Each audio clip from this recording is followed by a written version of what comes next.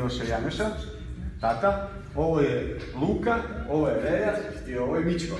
Mi se bavimo tajlanskim boksom i kickboksom, to su borilački sportovi i ja ovdje radim, ok? Danas ćemo, ovo su naši drugari koji treniraju ovdje i oni će danas vama da pokažu šta mi radimo ovdje u klubu.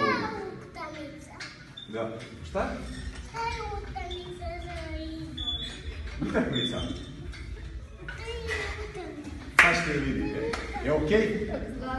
Znači ovo je klub tajlanskog boksa i kickboksa. A mi ćemo danas unutra i ćemo pokazati šta mi ovdje radimo. Bravo Miloše. Idemo slavove i kažemo zdravo. Zdravo! Zdravo!